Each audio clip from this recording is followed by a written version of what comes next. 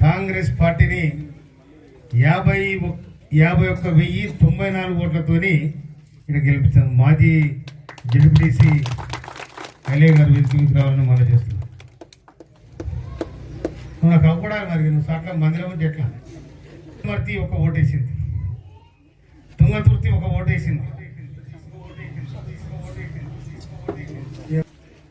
రాష్ట్ర ముఖ్యమంత్రి రేవంత్ రెడ్డి గారు ఇందిరమ్మ రాజ్యంలో ముఖ్యమంత్రి కావడానికి తుంగతుర్తి గడ్డ శంకరావం పూరించింది.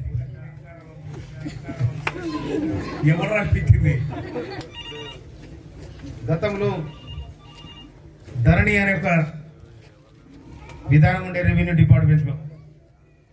ఆ ధరణి ద్వారా పొరపాటున వాళ్ళ పేరు పడితే వారి భూమి లేకుండా ఏం లేదు, ఈ భూమి అంతా నాదే, నాకు పట్ట ఉందని చెప్పి ఈ విధంగా కొట్లాడుకున్న సందర్భాలు మనం చూసినాం.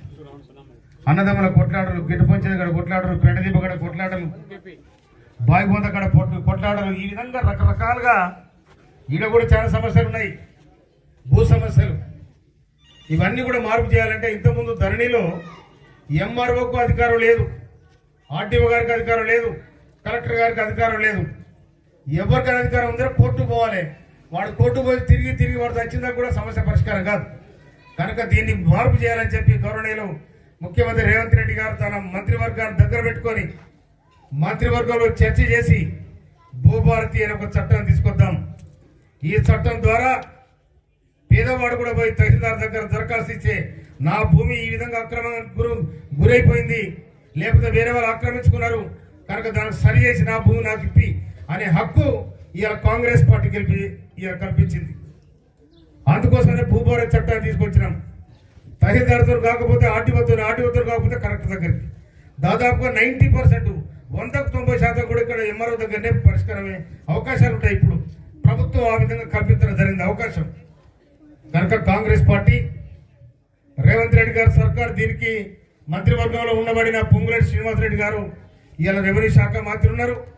మన జిల్లాకు సంబంధించిన గౌరవనీయులు నీటిపారుదల మరియు సివిల్ సప్లై శాఖ మంత్రులు ఉత్తమ్ కుమార్ రెడ్డి గారు, గౌరవనీయులు రోడ్డు భవనాల శాఖ మంత్రులు వెంకరెడ్డి గారు మన జిల్లాకు సంబంధించిన మంత్రులు ఉన్నారు.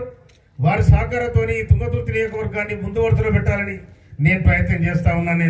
ఆ ప్రయత్నంలో భాగంగా మీ గ్రామ పంచాయతీ బిల్డింగ్ కూడా సాంక్షన్ చేసుకొని వచ్చినప్పుడు మీ ఊరికి గ్రామ పంచాయతీ దాదాపు 15 లక్షలతో సీసీ రోడ్డు కూడా ఇక్కడ వేయించినాం.